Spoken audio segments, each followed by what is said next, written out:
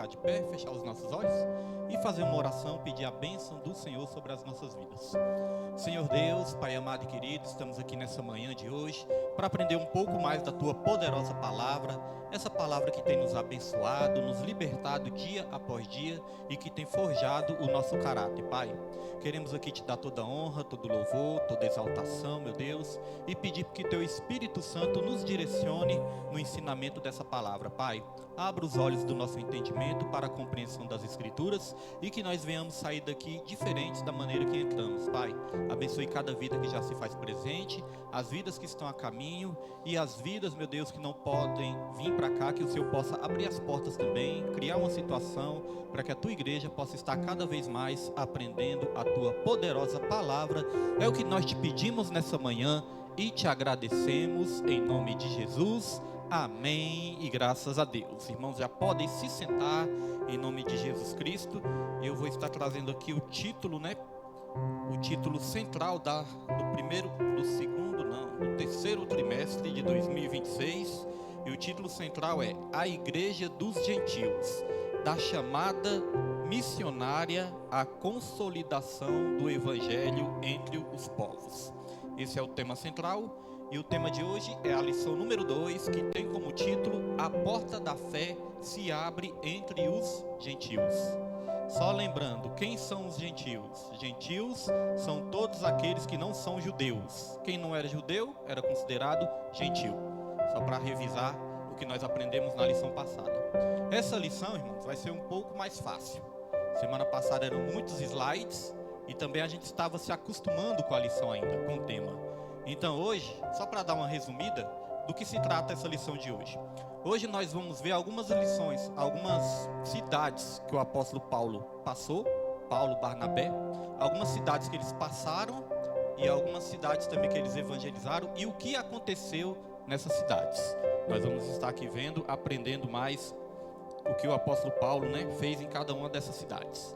Nós já vamos aqui para o texto áureo, e o texto áureo está em Atos, capítulo 13, versículo 47. Os irmãos leiam Atos dos Apóstolos, capítulo 13 todo, que está se baseando nessas primeiras lições. As próximas nós vamos ver se vai continuar no capítulo 13. Mas essas primeiras é Atos dos Apóstolos, capítulo 13. É sempre bom estar lendo. Porque o Senhor assim nolo mandou. Eu te pus para a luz dos gentios, para que sejas de salvação até os confins da terra. Verdade prática, o propósito soberano de Deus é que o Evangelho alcance todas as nações, revelando seu eterno desejo de salvar a todos. A vontade de Deus é que todos sejam salvos e cheguem ao conhecimento da verdade. Essa é a vontade de Deus e Deus conta com todos nós para levarmos a palavra para todas as vidas, para todas as pessoas. Aqui, irmãos, tem no primeiro slide, tem aqui um resumo de tudo que aconteceu. Olha só. Primeiro, o apóstolo Paulo ele pregou e uma grande multidão se reuniu. Então aqui diz, a multidão, No sábado seguinte, ajuntou-se quase toda a cidade para ouvir a palavra de Deus. Aí veio a inveja dos judeus. Quando o apóstolo Paulo pregou, veio a inveja dos judeus. Judeus cheios de inveja, blasfemavam e contradiziam a Paulo. A virada, visto que a rejeitais, eis que nos voltamos para os gentios. E a alegria, os gentios alegraram-se e creram todos quanto estavam ordenados para a vida eterna. Então o resumo é esse. Paulo, ele começou ali a pregar, pregou para uma grande multidão, pregou nas sinagogas. Os judeus, no lugar de se alegrarem, porque os judeus eram o povo separado para a salvação, para ser o povo de Deus. Os judeus, no lugar de se alegrarem, eles ficaram com raiva e ficaram com inveja. Aí o que Paulo falou? Já que vocês não querem dar ouvidos à palavra, eu vou começar a pregar para os gentios. Já que vocês estão rejeitando, vou pregar a palavra para quem quer receber a palavra. Então a palavra de Deus sempre vai ser assim, é para quem quer receber. Lá em João fala, veio para o que eram os seus, mas os seus não o receberam. Mas todos aqueles que o receberam, deu-lhes o poder de serem feitos filhos de Deus. Então nós vamos aprender, irmãos, que muitas vezes aqueles que acham que estão salvos, na verdade estão perdidos. E aqueles que muitas vezes nós não damos nada, achamos que estão perdidos, são aqueles que vão ouvir a palavra vão aceitar a palavra e vão ser salvos naquele grande dia. Então vamos aqui para o próximo slide, que é a leitura bíblica em classe, que eu sempre recomendo os irmãos a estarem lendo nas suas casas. Aqui tem um resumo da leitura bíblica. E no sábado seguinte, ajuntou-se quase toda a cidade a ouvir a palavra de Deus. Muita gente, né? Pai do Senhor, diaconisas Marina. Ajuntou-se quase toda a cidade. Nós aprendemos que Antioquia era uma das maiores cidades lá de Roma. Era a terceira maior cidade. Então, quando foi pregar, o apóstolo Paulo foi pregar, juntou-se uma grande multidão, era muita gente. Aí aqui diz, mas os judeus, vendo a multidão, encheram-se de inveja. Irmãos, muitos dos judeus também conheciam a palavra, né? Conheciam as escrituras. E eles também ensinavam, queriam ensinar, tinha muitos que eram escribas, fariseus. Só que eles não tinham ali o poder do Espírito Santo para ensinar. Então, não eram muitas pessoas que davam crédito à palavra deles, né? Ao ensinamento deles. Mas quando o apóstolo Paulo começou a ensinar, muitos se interessaram. Por quê? Porque o apóstolo Paulo estava ali direcionado e sendo usado pelo Espírito Santo. E aqui no finalzinho diz, eis que nos voltamos para os gentios. Os judeus não quiseram, desprezaram, e eles voltaram para pregar para os gentios. Introdução da nossa lição. Tem aqui como foi o começo de tudo, o chamado, as lideranças que foram levantadas, o alvo, né? E também a duração da missão. Olha só, o chamado. Separados pelo Espírito Santo. Paulo e Barnabé foram separados pelo Espírito Santo em Atos dos Apóstolos, capítulo 13. A liderança está ali, ó, Paulo e Barnabé, acompanhados também por João Marcos. João Marcos não ficou durante toda a missão. Teve um momento que ficou só Paulo e Barnabé. João Marcos partiu para outras áreas, né? Outros lugares. O alvo, claro, revelar que o plano de Deus abraça todas as nações sobre a luz de Cristo. E a duração da missão, irmãos, cerca de 2 anos. 46 a.C. a 48 depois de Cristo. Essa é a primeira viagem missionária de Paulo, a primeira viagem. Então essa primeira viagem durou cerca de 2 anos. Então não foi algo rápido, né? Foi algo ali de 2 anos de batalha, 2 anos de luta, 2 anos de oposição, 2 anos de batalhas espirituais que o apóstolo Paulo teve ali que enfrentar nessa missão. Próximo slide, o custo da missão. Agora, irmãos, aqui é interessante. Olha só, o custo da missão. Eles tiveram que percorrer 2.500 quilômetros a pé. Os irmãos têm noção do que é 2.500 quilômetros? Quando a gente vai lá para a terra da Nilma, Santa Rita de Cássia, é 840 quilômetros. A gente leva quase 9 horas para chegar lá de carro. Isso. Ó, de carro, andando no asfalto bom, 120, passou não corre muito não, irmãos, no máximo 120. Uma vez eu coloquei 140, mas só foi uma vez mesmo, depois eu vigiei. 120, né? Porque tem uma reta lá que é tranquilo. Mas, irmãos, mais ou menos 9 horas de viagem. Outra vez, eu fui para o sul da Bahia, com minha família, né? Fui para o sul da Bahia, Honda Civic, carrão, motorzão, automático, mas ainda assim, era 1.600 quilômetros. Eu não consegui chegar no mesmo dia. Tivemos que dormir numa cidade e voltar a dirigir no outro dia de manhã, para chegar nessa cidade. Parecia que não ia chegar mais. E isso, 1.600 quilômetros. A viagem que o apóstolo Paulo teve que percorrer era 2.500 quilômetros. Ele percorreu a pé e de navio. Os navios de antes também não eram modernos igual os de hoje em dia, não. Que vai mais rápido, né? Navios a vela, demorava mais. Então, esta foi a distância que o apóstolo Paulo e Barnabé tiveram que percorrer.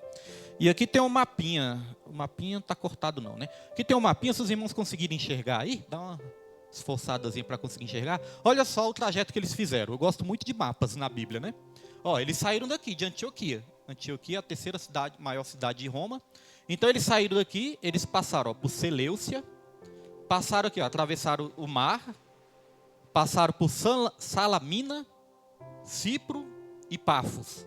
Pafos foi onde aquele mágico apareceu ali para querer atrapalhar a obra de Deus. Nós vamos ver aqui na lição.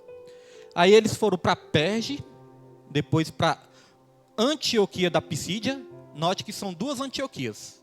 Porque aí pode ser que qualquer hora a gente ia se confundir, né? Achar que é a mesma. Mas aqui são 2 Antioquias. Ó. Antioquia da Síria e aqui Antioquia da Pisídia. Eles foram até lá. Depois eles foram para Icônio, Listra e Derbe. Percorreram todas as cidades. Aí o que eles fizeram depois? Eles começaram a voltar pelas cidades que eles já tinham evangelizado. Eles começaram a reforçar tudo aquilo que eles já tinham ensinado. Então vejam, irmãos, que eles tinham muito amor pelas almas, né? Tem lugar que a gente vai evangelizar, pregar, e dependendo da situação a gente não quer voltar mais, né? Quando a gente fazia culto nos lares, tinha casa assim que era tão atribulada, irmãos, briga, tanta coisa assim que a gente, vou dizer a verdade, tinha hora que a gente pensava assim, meu Deus do céu, tomara que não tenha que voltar mais lá. Mas se Deus mandar, irmãos, nós temos que voltar, né? Agora o apóstolo Paulo, ele voltou pelas cidades que ele tinha pregado, né? Pegou outro caminho aqui até voltar de novo para Antioquia. Então ele fez todo esse trajeto, 2.500 quilômetros, irmãos, a pé e de volta, né? A pé e também de navio. Olha só o cenário, um mundo sem transporte moderno e medicina. Já pensou na viagem, quando eles adoeciam na viagem, sentiam mal, alguma coisa? Quando eu fui viajar a primeira vez com minha avó para a Bahia, irmãos, eu passei mal. Fiquei uns 3 dias passando mal. Então, tinha médico, remédio, tudo para me tratar. Agora, o apóstolo Paulo, não tinha remédio, não tinha medicina. O transporte não era moderno igual ao dia de hoje. Então, ele enfrentou tudo isso por amor às almas, por amor à obra de Deus, né? Nós temos que nos inspirar nesses homens e mulheres de Deus da Bíblia, para a gente ter mais amor pelas almas também, pela obra de Deus, né? Às vezes a gente acha que está cansado demais, que está se esforçando demais, mas olha para a história do apóstolo Paulo. E muita coisa aconteceu para fazer ele desistir, mas ainda assim ele não desistiu. Aí veja aqui os obstáculos. Perigos naturais, mares agitados, perseguições e forte oposição religiosa. Tudo isso, batalhas físicas, batalhas terrenas e batalhas espirituais também. Batalhas naturais, um mar revolto, uma tempestade. A minha esposa, que é meio medrosa, eu vou perguntar para ela, você tem coragem de viajar pelo oceano aí, pelo mar, no navio? Tem coragem? A minha esposa tem medo de viajar de navio, tem medo de viajar de avião. Eu falei, rapaz, eu não tenho medo não, eu estou doida para viajar de avião. Eu não posso morrer sem viajar de avião, né? Até hoje eu nunca viajei, irmãos, de avião. Quem aqui já viajou de avião? Jesuíno, sabia não? Alice, quem mais? A Júlia viaja direto, aí é turista. Aí é todo ano. Está viajando, graças a Deus, né? Deus é fiel. João Kleber nunca. Nem nos teco-teco da Bahia. Imagina, tem medo também? Tem medo, né? Pois é, irmãos. Agora imagine um mar. No mar dá mais medo que no avião. Porque no mar tem hora que tem tempestade, né? Ondas, escuridão. Então ele passou por tudo isso. O apóstolo Paulo, ele enfrentou até naufrágios. Teve uma vez que o navio afundou com ele. E ele confiou no Senhor, Deus deu a vitória, salvou a todos, mas ele viajou. E ainda ele falou, olha, não abandone o barco. Todos que estão aqui, Deus já me falou que vai salvar todos, mas não podem abandonar o barco. Agora imagina as pessoas, quê? O barco está afundando, eu vou ficar aqui dentro? Mas o apóstolo Paulo estava falando para eles confiar em Deus, confiar na mensagem que Deus tinha dado para ele. Não é assim também, irmãos, na igreja? Às vezes na igreja está passando alguma tribulação, alguma dificuldade, aí tem algumas vidas que querem abandonar o barco, quer sair da igreja. Irmãos, é no momento de tribulação que a gente tem que continuar dentro do barco, porque é lá que Deus vai nos dar a vitória. Os que abandonaram o barco, irmãos, saíram nadando, alguns morreram, mas todos que ficaram dentro do barco se salvaram. Olha só, a motivação. Obediência ao Espírito e coragem para pregar onde Cristo não havia sido anunciado. Essa era a motivação do apóstolo Paulo. Não era dinheiro, não era fama, não era status, nada, irmãos. Apenas ele estava obedecendo o Espírito Santo e o Espírito Santo colocou dentro dele uma coragem sobrenatural para pregar e para anunciar as boas novas do Evangelho. Aqui nós já vamos para o ponto 1. E não se preocupem, hoje é menos slide, hoje vai ser mais enxuto o negócio, né? E vai ser mais tranquilo da gente aprender também. Ponto 1, a missão em Chipre. Então, olha só, a primeira porta, Chipre. Por onde eles passaram, né? Eles pregaram ali em Chipre. Olha só, a partida, descida a Cileucia e navegação até Chipre. Chipre era a terra de Barnabé. Ou seja, Barnabé estava também tendo essa missão. E Deus mandou Barnabé para a terra natal dele. Às vezes, irmãos, Deus vai nos mandar para pregar no meio da nossa família, da onde Ele nos tirou, na nossa terra natal. Deus vai mandar a gente pregar lá. Às vezes eu fico olhando pelos botecos onde eu já bebi e fico pensando, meu Deus, eu creio que qualquer hora Deus vai me mandar. Por onde eu ia, né, onde eu andava, já fui em alguns assim, né? Já preguei para algumas pessoas que estavam comigo no mundão, mas muitas vezes quando eu olho assim, eu falo, rapaz, eu creio que qualquer hora Deus vai estar me mandando ali com ousadia também para pregar para essas vidas. Lá no meu trabalho também, as pessoas que bebiam comigo, já preguei para vários lá também. Então, muitas vezes Deus faz a gente voltar da onde Ele nos tirou, para que a gente venha ganhar aquelas vidas que ficaram lá também no meio do caminho. Estratégia. Salamina. Depois ele foi para Salamina. Pregação inicial nas sinagogas judaicas. Cumprindo a regra, primeiro do judeu e também do grego. Lá em Romanos, capítulo 1, versículo 16, diz assim, que o evangelho, que o apóstolo Paulo ele deixou escrito, eu não me envergonho do evangelho, porque o evangelho é poder de Deus para todos aqueles que creem, primeiro do judeu e depois do grego. Então tinha algo ali profético nessa passagem, e o apóstolo Paulo, mesmo que inconsciente muitas vezes, ele começou a cumprir aquilo que ele mesmo escreveu. Que o evangelho ele veio primeiro para o judeu, mas o judeu começou a rejeitar, aí depois ele começou a pregar para os gregos, né? Começou a pregar para os estrangeiros, para as pessoas também que não eram judeus. E aí a expansão, que significa o crescimento, travessia de toda a ilha até Pafos. Está lá em Atos dos Apóstolos, capítulo 13, versículo 6. Demonstrando fidelidade e reverência à palavra. Então, o apóstolo Paulo, ele chegou até essa ilha de Pafos. Aí, o que aconteceu nessa ilha de Pafos? Nós vimos lá no mapinha, né? Teve que atravessar o mar e chegou até essa ilha. O que aconteceu com essa ilha? Lá, ele teve o confronto com as trevas. Olha só, a oposição. Tinha um homem lá que chamava Bar Jesus, ou Elimas. Bar Jesus e Elimas são a mesma pessoa. Ele era o quê? Ele era um falso profeta e mágico.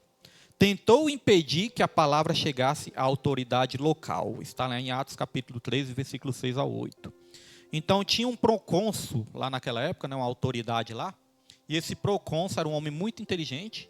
O apóstolo Paulo começou a pregar para ele, para esse procônsul. E quando esse mágico, esse falso profeta mágico, era encantador, era feiticeiro. Né, os mágicos que a gente vê de hoje em dia, né? Era feiticeiro, encantador. Quando esse mágico viu o apóstolo Paulo pregando e quase ganhando uma vida, esse encantador ele se levantou contra.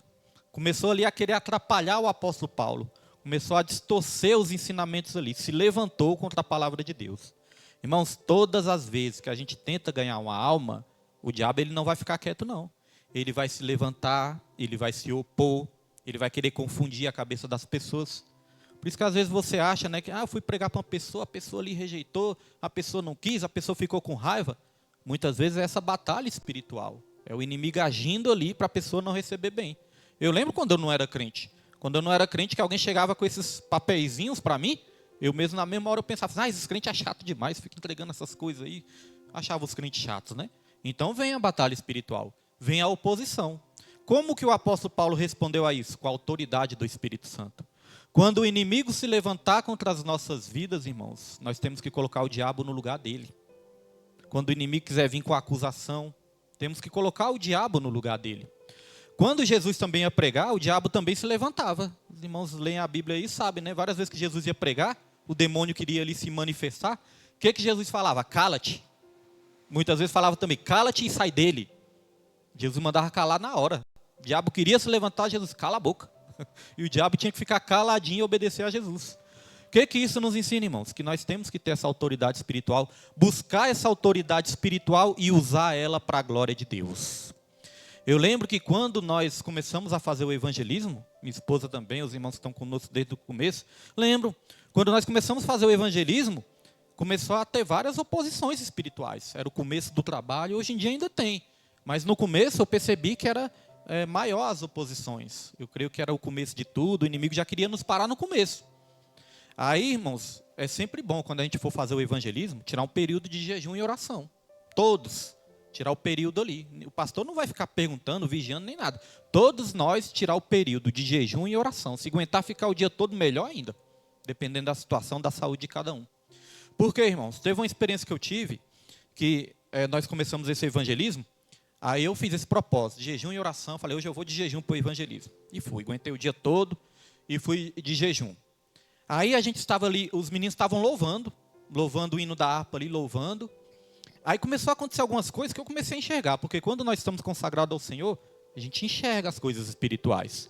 Nossos olhos espirituais se abrem. Aí eu comecei a observar as coisas assim. Aí eu percebi que os irmãos estavam cantando aquele hino da harpa e começou a ter ali oposições.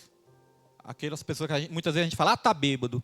Às vezes está bêbado, mas às vezes está sendo usado pelo inimigo também. Está sob efeito do álcool, mas o inimigo usa essas pessoas assim. Então, se levantou um homem lá e começou a xingar, e começou a falar que ia derrubar as mesas, começou a atrapalhar ali o evangelismo. Foi várias vezes. Essa vez foi só uma delas. E falou ali que ia bagunçar tudo, e começou a xingar. Aí os irmãos entraram naquela parte, os irmãos começaram a cantar mais alto. Aí eles entraram naquela parte do louvor da harpa que diz assim, ó, o inimigo em retirada, seu furor já demonstrou. Quando falou inimigo em retirada, irmãos, esse homem virou as costas e saiu. Teve muitos ali que nem perceberam. Na hora eu percebi assim, falei, bem na parte do inimigo em retirada, o homem se retirou.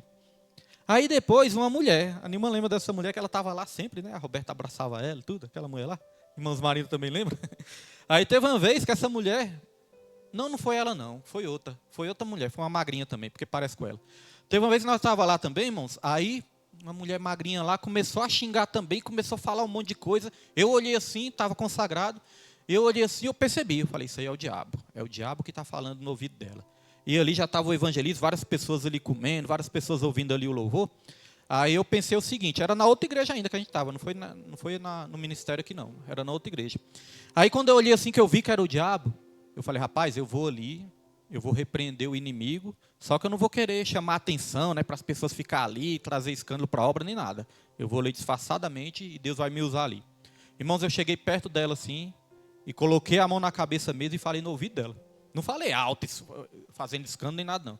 Coloquei a mão na cabeça e falei bem no ouvido dela. Falei, perca as forças agora. Falei só isso, perca as forças agora. Irmãos, essa mulher virou os olhos para cima e tuf no chão. Caiu na mesma hora. Botei a mão e falei, perca as forças agora. A mulher perdeu a força, caiu no chão lá. Aí, abaixei também, orei pela vida dela, né? Saia em nome de Jesus. Aí ela já olhou assim para mim, já vi que abençoei a vida dela. Ela se levantou e foi embora. Então, irmãos, a autoridade de Deus está disponível para todos nós. Às vezes somos nós que não buscamos. Para termos mais unção no ensinamento, na pregação, no louvor, não tem como, irmão. Se não tiver jejum, se não tiver oração, se não tiver separação, consagração, vai ser algo artificial. Para ser algo sobrenatural, somente com consagração ao Senhor. Quando eu me converti, eu tinha muitos sonhos, expulsando demônio. Aí certa vez perguntei para uma missionária mais experiente o que era aquilo.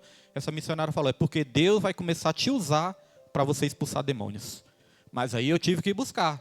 Muito jejum, muita oração, muita separação a Deus. Depois que ela falou isso, irmãos, passou umas semanas depois, Deus começou a me usar nessa questão de expulsar demônios. Tive várias experiências na minha primeira igreja, nessa questão de expulsar demônios. Então vamos buscar a unção de Deus, orar, jejuar, tirar o nosso período mesmo, porque Deus quer nos usar cada vez mais na obra dele.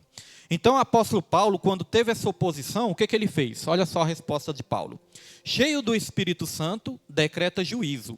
A cegueira física atinge Elimás, provando que onde a luz resplandece, as trevas recuam. Então o apóstolo Paulo ele falou assim, você é o filho do diabo, você vai ficar cego agora. E ele ficou cego na mesma hora, esse mágico. Na mesma hora ficou cego.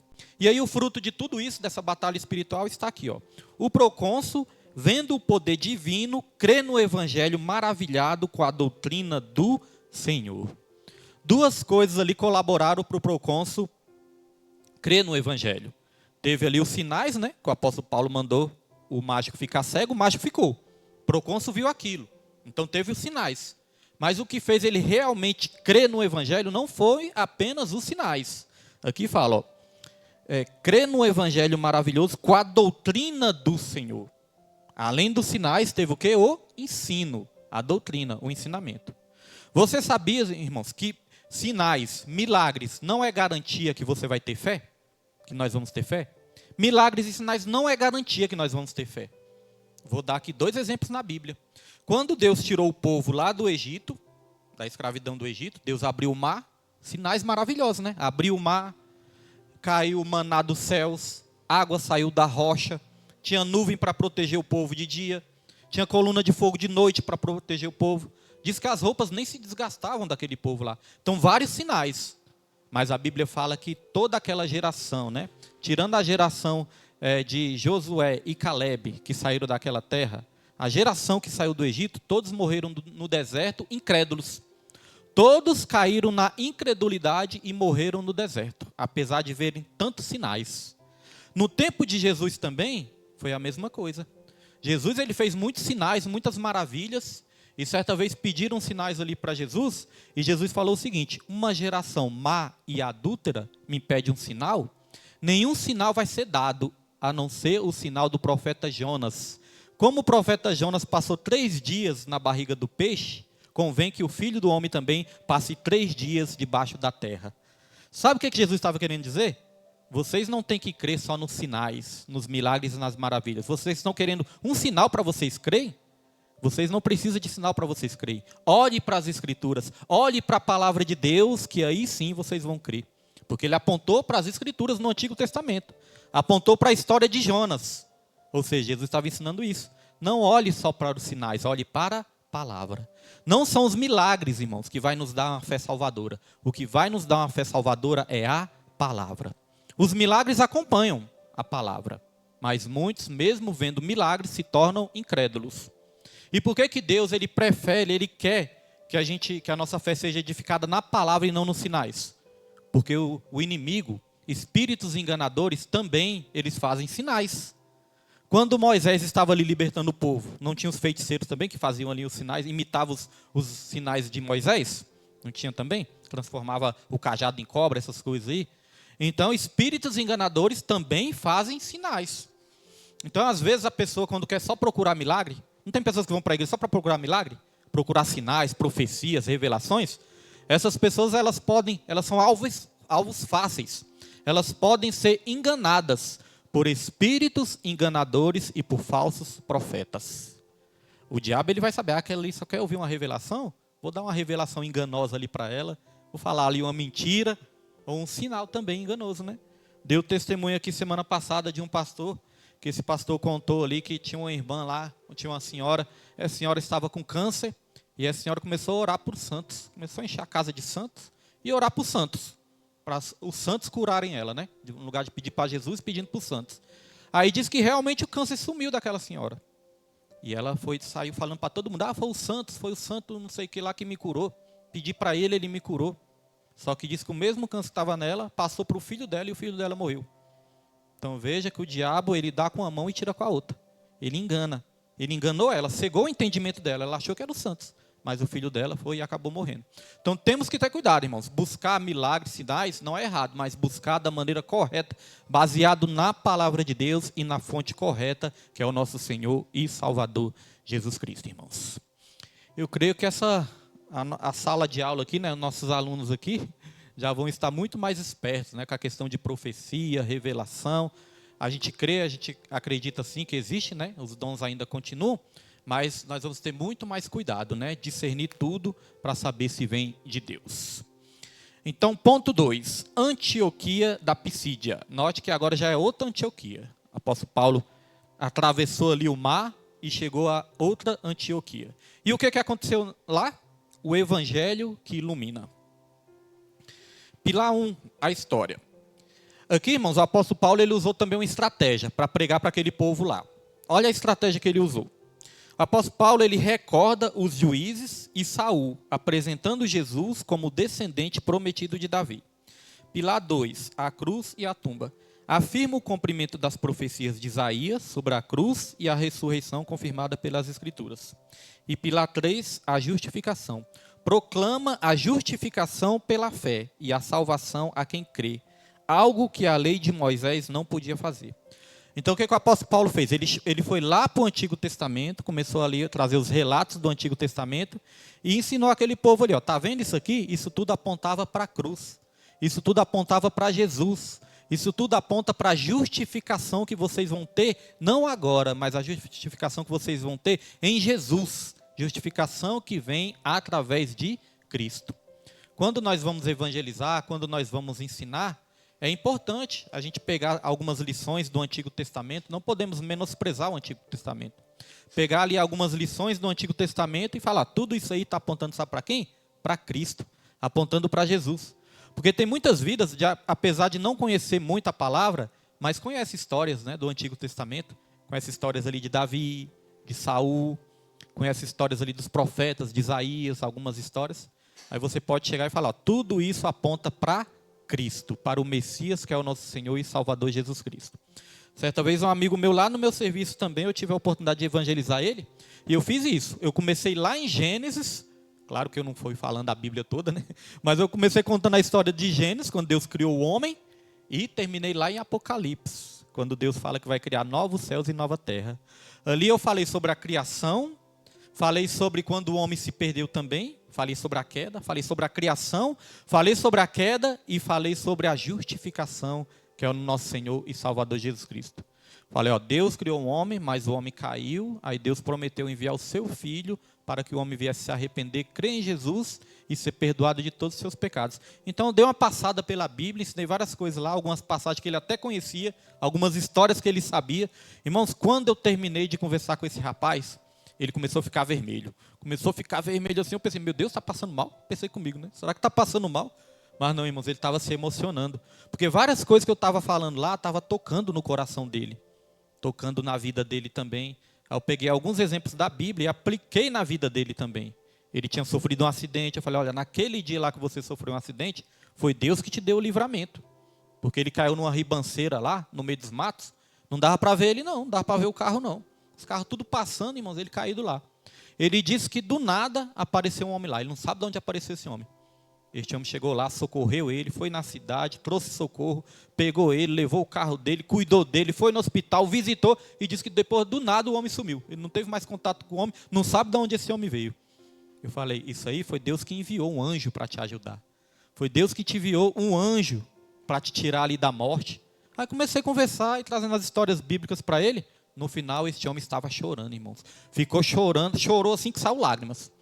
E passou o resto da tarde assim, me olhando assim. Eu falei, rapaz, a palavra tocou no coração dele. Então, veja, é muito importante a gente saber, né, a palavra de Deus, aprender a palavra de Deus. Porque o apóstolo Paulo, ele usou essa estratégia. Usou as escrituras para evangelizar. E ali começou a dar muitos frutos ali, através das escrituras. Então, o próximo slide diz o seguinte, a rejeição e a decisão histórica. Aí veio a inveja judaica, irmãos. Os judeus, no lugar de receberem a palavra, eles ficaram foi com inveja. Então, olha só. Vendo quase toda a cidade reunida, enchem-se de ciúmes, blasfemam e contradizem Paulo. Tornam-se indignos da vida eterna por resistência voluntária. Está vendo o que acontece quando uma pessoa rejeita a palavra? A pessoa torna-se indigna.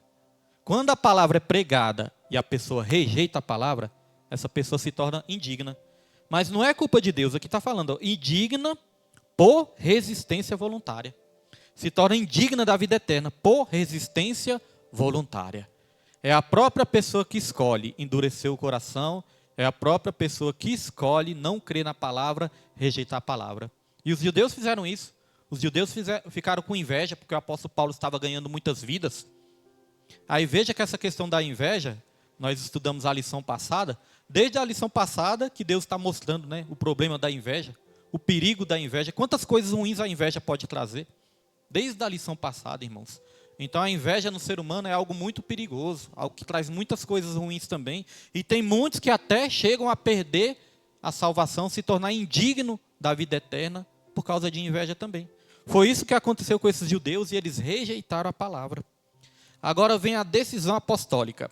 Era mister que vós se vos pregasse primeiro a palavra de Deus.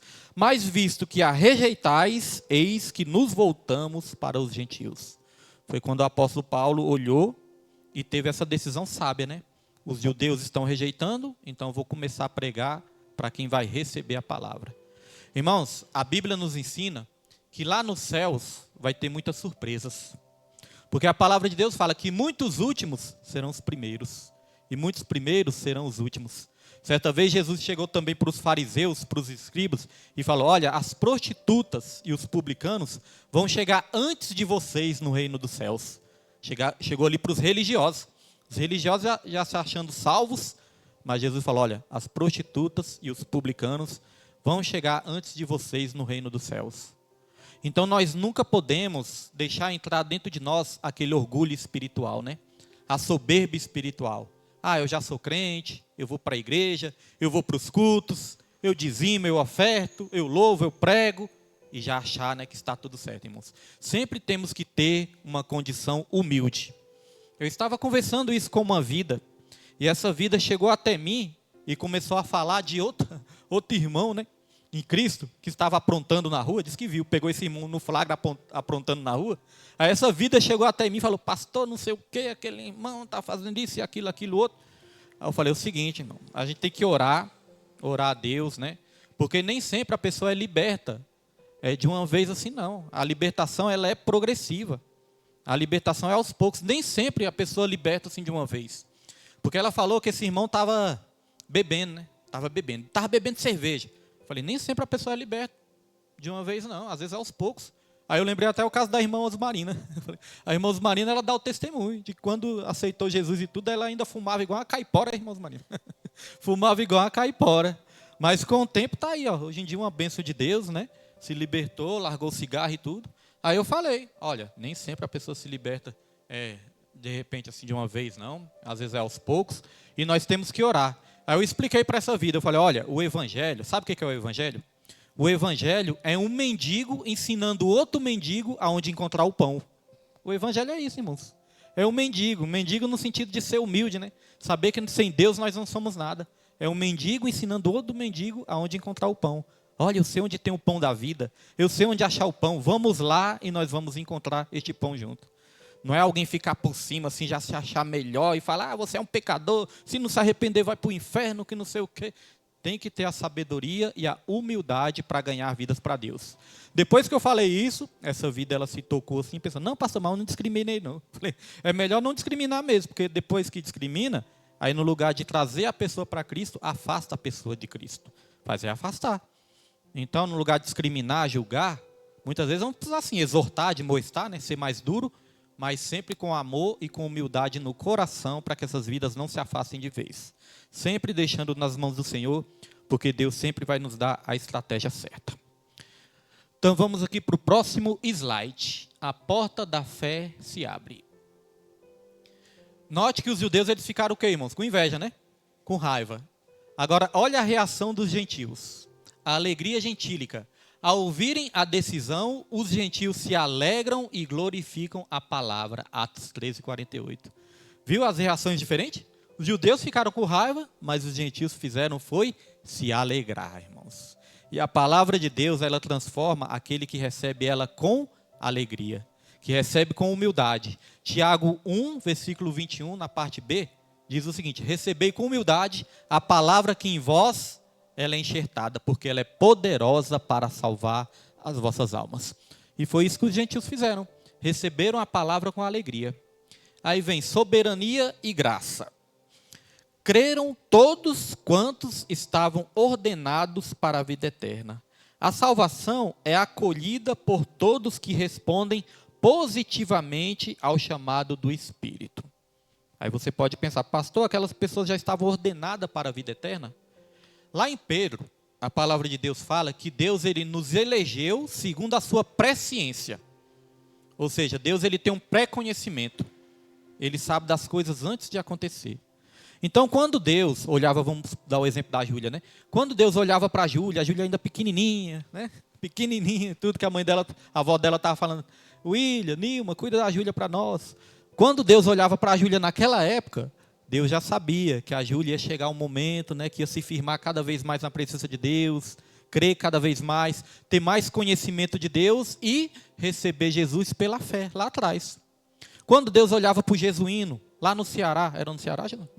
Lá no Ceará, tocando forró com o pai dele, mas Deus ele já sabia que lá na frente, o Jesuíno também ia receber Jesus pela fé, se tornar um levita de Deus, então o Jesuíno já era ordenado para a salvação.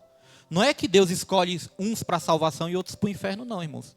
É porque Deus ele possui a presciência. Ele sabe quem lá na frente vai crer nele e receber Jesus como Salvador. Mesmo quando eu estava nos botecos, mexendo com coisa errada, nos botecos e tudo, que as pessoas olhavam e falavam, isso aí é um pé inchado, isso aí vai morrer na cachaça.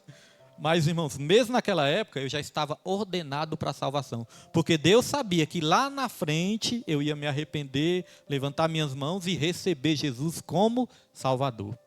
Então, nós somos eleitos segundo a presciência de Deus. Deus, ele sabe antes quem vai ser salvo e quem não vai ser.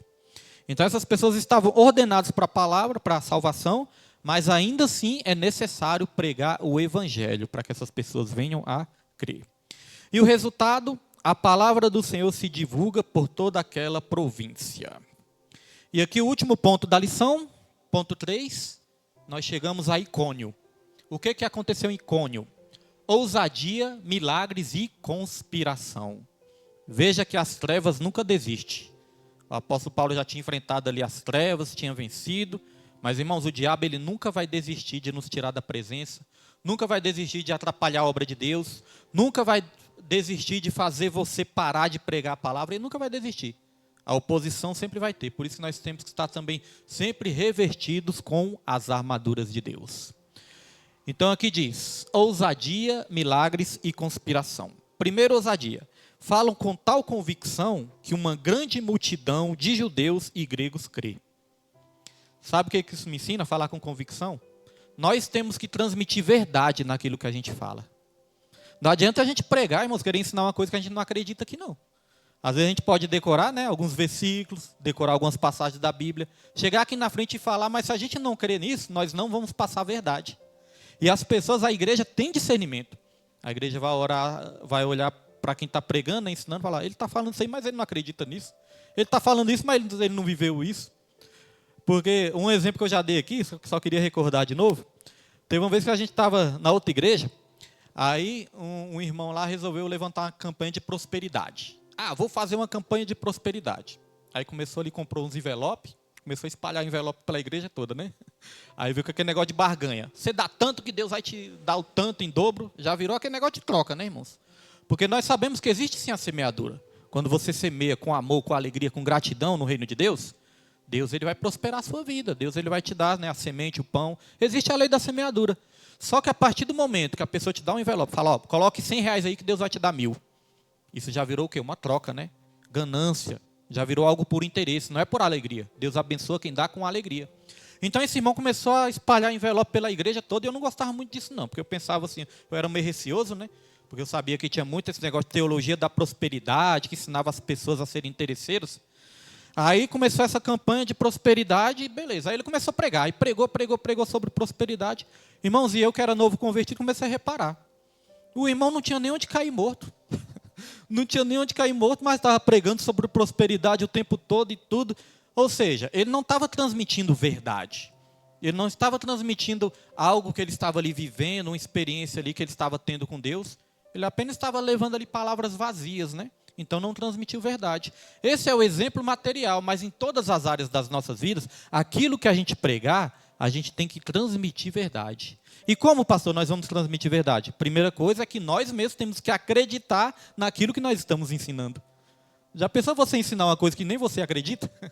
Não vai transmitir verdade nenhuma, né? Então, irmãos, é ter fé. O que vai fazer a gente transmitir essa verdade é ter fé. Fé na palavra cada vez mais. E a Bíblia fala, a fé vem do ouvir e ouvir a palavra de Deus. Cada estudo, cada pregação, cada culto que a gente vem, a nossa fé ela vai crescendo cada vez mais. Cada vez que você lê a Bíblia, cada vez que você ouve uma pregação ali no YouTube, na internet, cada vez mais a sua fé ela vai ficar firmada. E aí quando você for pregar para o seu esposo, para a sua esposa, para o seu filho, para a sua filha, irmão, primo, seja o que for, vizinho, aí você vai transmitir o quê? Verdade. E essa verdade é que a pessoa vai receber e acreditar naquilo que você está falando e naquilo que você está pregando. Por isso que a Bíblia ensina também que é importante a gente viver o que prega, o que é difícil, né? Todos nós somos falhos, nós falhamos várias vezes, mas a gente tem que procurar cada vez mais, se esforçar, viver aquilo que prega e pregar também o que vive. Não adianta a gente pregar uma coisa que a gente nunca teve experiência, né? Nós temos também que viver experiências e contar as nossas experiências para que as pessoas possam ver que realmente Deus fez uma obra nas nossas vidas. Eu falo, é muito bom falar sobre a história de Davi, Abraão, Isaac, Jacó, é muito bom. Mas nós também temos uma história. Nós também temos um testemunho com Deus. E é esse testemunho, essa história que nós vivemos, é que vai transmitir o quê? Verdade para as pessoas que estão nos ouvindo. Todos os irmãos que dão testemunhos aqui, irmãos, eu fico prestando atenção em cada relato. Isso transmite verdade, porque é realmente aquilo que a pessoa está vivendo. Então não adianta enfeitar a palavra, né? Chegar aqui e querer só enfeitar, não. Temos que transmitir essa verdade. Paulo transmitiu com convicção e com verdade. Aí aqui teve a confirmação. O Senhor confirma a palavra concedendo sinais e prodígios por meio das suas mãos. Então, quando nós pregamos a verdade, transmitimos a verdade e cremos na verdade, os sinais vão acompanhar todos aqueles que creem. E aqui vem a conspiração. A cidade se divide. Surge um plano violento para apedrejá-los. Guiados pela prudência do Espírito, eles se retiram para Listra, onde a palavra frutifica e a oposição se levanta. Então veja a fúria do reino das trevas. Fizeram ali uma conspiração e eles queriam apedrejar o apóstolo Paulo e Barnabé. Você já pensou nisso? Uma morte para apedrejamento, como deve ser triste, né? Tem países que ainda praticam isso aí. Matam cristãos assim, por apedrejamento, irmãos. Imagina uma morte dolorida, né? Porque não é a primeira pedra que a pessoa vai morrer. Então fica ali sentindo dor. E eles quiseram fazer isso com o apóstolo Paulo. E teve um momento que eles fizeram. Nessa viagem do apóstolo Paulo, eles apedrejaram o apóstolo Paulo. O apóstolo Paulo ficou como morto. Só que, irmãos, a Bíblia nem explica, mas diz que repentinamente ele se levantou e voltou para outra cidade para pregar de novo. Mesmo depois de apedrejado, violentado ali, dado como morto, Deus ele fez ali, a Bíblia não explica se foi uma ressurreição. A Bíblia não explica, não entra nesse detalhe. Mas diz que ele se levantou, e quando ele se levantou, se ele foi covarde, ele podia muito bem, eu vou mexer com esse negócio. Ele podia pensar assim, né? Vou mexer com esse negócio de evangelho nada, vou procurar outra coisa para mim fazer. Mas não, irmãos, quando ele se levantou, ele voltou e foi para a cidade para pregar. Olha só a coragem, né? A ousadia e o amor que o apóstolo Paulo tinha para as vidas, né? Para as almas daquelas cidades ali. E quantas vezes muitos estão desistindo por pouca coisa, né? Às vezes passa uma provinha ali, uma lutinha, não quer saber mais de Deus não quer saber mais de igreja não, estou passando muita prova, desiste por pouca coisa. Vê que o apóstolo Paulo nada fez ele desistir. E aqui vamos para o próximo slide, que fala de Listra, né? Quando ele chegou em Listra, o falso panteão e o Deus vivo. Então ali teve um milagre também. Ocorreu um milagre nessa cidade de Listra. Aqui diz, a cura de um homem coxo de nascença. Um homem que era paralítico, um homem que era ali coxo de nascença, foi curado. Ali já está em Atos dos Apóstolos 14, versículo 8 ao 10, né? Aí veio a confusão. A multidão tenta adorar Paulo e Barnabé como deuses encarnados. Hermes e Zeus. Eles achavam que o apóstolo Paulo era deuses. Porque na cultura ali daquela época tinha muitos deuses, né? Falsos deuses. Eles acharam que o apóstolo Paulo e Barnabé, que eles eram deuses, porque fizeram ali aquele milagre.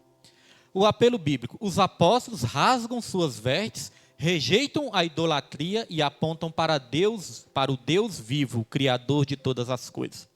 Então o apóstolo Paulo não recebeu glória para si, nem Barnabé. Eles ficaram com raiva ali, que o povo estava idolatrando eles, querendo tirar a glória de Deus, né? O apóstolo Paulo ficou com raiva ali, rasgou as suas vestes e falou, não, a glória não é nossa. A glória é do Deus vivo, do Deus verdadeiro, do Deus criador. Não recebeu glória para si. Hoje em dia, infelizmente, existe muito isso, do homem querer receber glória para si, né? Quer ser o super pregador, o super profeta, e às vezes a pessoa ali idolatra o homem, né? Elogia o homem e ele recebe aquilo para si. Isso é perigoso, irmãos. Sempre quando alguém vier agradecer por alguma coisa, fala, a glória é de Deus. Glória a Deus. Por isso que a gente fala, né? Glória a Deus, não a nós. Glória a Deus. A Bíblia fala de Herodes também. A Bíblia fala de uma passagem lá de Herodes, que Herodes fez um discurso ali lindo, um discurso maravilhoso. Aí a multidão se impressionou, a multidão começou a elogiar. Nossa, que discurso lindo. É o próprio Deus sobre a terra. Que discurso maravilhoso. Aí o que Herodes fez? Herodes recebeu o elogio para si. Aí a Bíblia fala que Herodes morreu comido de bicho. Olha o final dele. Morreu comido de bicho. Por quê? Porque recebeu a glória que era de Deus, recebeu para si. E a Bíblia diz que Deus, ele não divide sua glória com ninguém. Mesmo quando Deus nos usar, nós temos que falar glória a Deus, irmãos. Então vamos aqui para o próximo slide. O preço do sangue e a restauração.